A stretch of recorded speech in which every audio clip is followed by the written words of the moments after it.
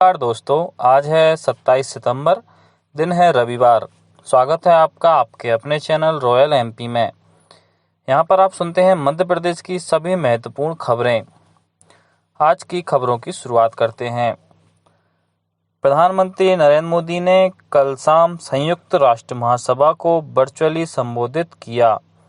संयुक्त राष्ट्र महासभा के 75वें सम्मेलन की थीम थी हमारी आकांक्षा का भविष्य और आवश्यकता के अनुरूप संयुक्त राष्ट्र बहुपक्षवाद के प्रति सामूहिक प्रतिबद्धता की पुष्टि और प्रभावी बहुपक्षीय प्रयासों से कोविड संकट से निपटना। आकाशवाणी से प्रधानमंत्री के इस संबोधन का सीधा प्रसारण किया गया, इसलिए शाम 7:10 से ये प्रसारित बुलेटिन 6:15 पर हुआ। मुख्यमंत्री शिवराज सिंह चौहान ने कल भोपाल के मिंटो हॉल से मुख्यमंत्री किसान कल्याण योजना की शुरुआत की। ये योजना प्रधानमंत्री किसान सम्मान निधि योजना की तर्ज पर तैयार की गई। इस अवसर पर मुख्यमंत्री ने वीडियो कॉन्फ्रेंस के माध्यम से किसानों के खातों में ऑनलाइन राशि जमा की। इस योजना से 77 लाख किसानों को लाभ मिला। इस मौके पर मुख्यमंत्री ने कहा कि 2.5 एकड़ तक के किसान संबल योजना में आते हैं। इन किसानों के बेटा बेटी पढ़ाई करते हैं तो उनकी पढ़ाई का खर्च सरकार उठाएगी।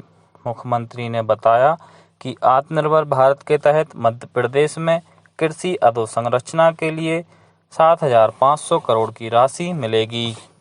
हम चाहते हैं कि इसके तहत जो भी अधोसंरचना बनाई जाए उसे किसानों के बेटा बेटी या किसान उत्पादक संघ ही बनाए।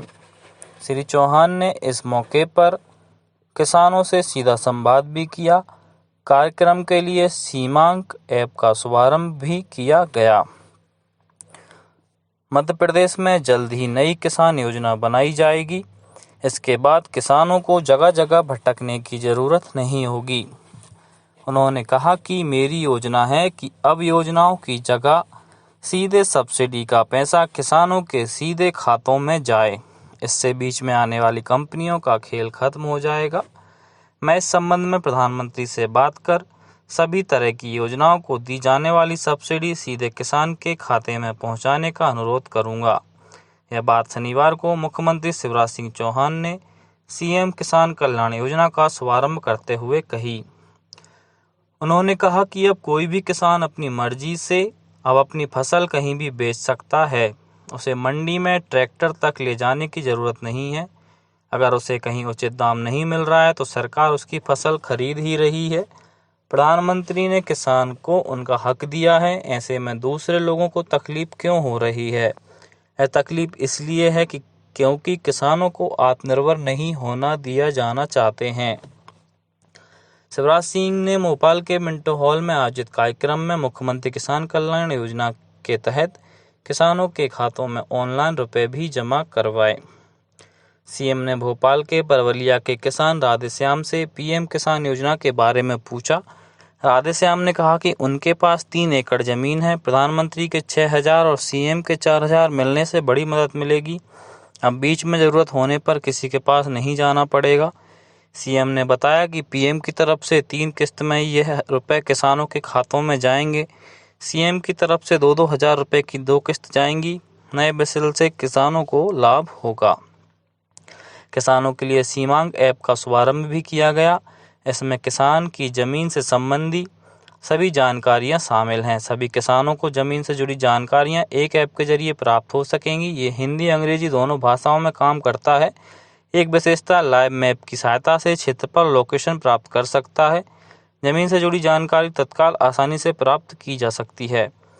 शिवराज सिंह ने कहा कि सब्सिडी को लेकर एक काम करते हैं। मेरे मंत्री भी बैठे हैं। किसान फसल बीमा से लेकर खाद, नलकूप, पाली हाउस, वेयर हाउस, पशु समेत किसानों के लिए अन्य तरह की योजनाएं हैं। ये कंपनी के माध्यम से किसानों तक पहुंचाई जाती हैं। इन सब की सब्सिडी तय कर लेते हैं, उसे बांटकर किसानों के खातों में सीधे डाल देते हैं। अब किसान खुद ही तय कर लें उसे क्या करना है। ऐसे में कोई खेल नहीं हो पाएगा। खाद भी खेल होता है। कंपनी छोड़ो, किसान के खाते में पैसा डाल दो, किसान खुद बाजार में जाकर खरीद लेंगे। सब मिलकर तय करेंगे। सीएम ने कहा कि इस संबंध में प्रधानमंत्री से बात करूंगा। अगर तय हो गया, कहीं कोई आवेदन किसी करने की ज़रूरत नहीं है। कंपनी का खेल खत्म हो जाएगा, किसान और सरकार सीधे जुड़ जाएंगे। अगली खबर की तरफ चलते हैं। ग्वालियर और चंबल संभाग के किसानों की आय बढ़ाने के लिए शीघ्र ही मुरैना सहित भिंड, शिवपुरी, श्योपुर को राष्ट्रीय बागवानी मिशन से जोड़ा जाएगा। ये बात आज केंद्रीय मंत्री नरेंद्र सिंह तोमर ने मुरैना के नूराबाद उद्यानिकी परिसर में बागवानी उत्कृष्टता केंद्र के भूमि पूजन के दौरान दी। महात्मा गांधी की 150वीं जयंती के अवसर पर हम बापू की प्रदेश यात्राओं से जुड़े जाने अनजाने किस्सों को सुनाएंगे। आज शुरुआत छिंदवाड़ा शहर में मिले चांदी के पानदान से है। इस पानदान को खरीदने वाले स्वर्गीय राम त्रिवेदी की पोती सोनाली त्रिवेदी ने अपनी यादें साझा की। अंत में कुछ समाचार संक्षेप में। प्रदेश में कोरोना संक्रमितों की संख्या 1,20,000 के करीब पहुंच गई है। वहीं इनमें से अब तक 93,238 लोग स्वस्थ हो चुके हैं। इस तरह सक्रिय प्रकरणों की संख्या 22,000 के आसपास बनी हुई है। कोरोना से बढ़ते हुए संक्रमण को देखते हुए होशंगाबाद जिले में बिना मास्क के निकलने वाले लोगों पर प्रशासन द्वारा कार्रवाई की जा रही है।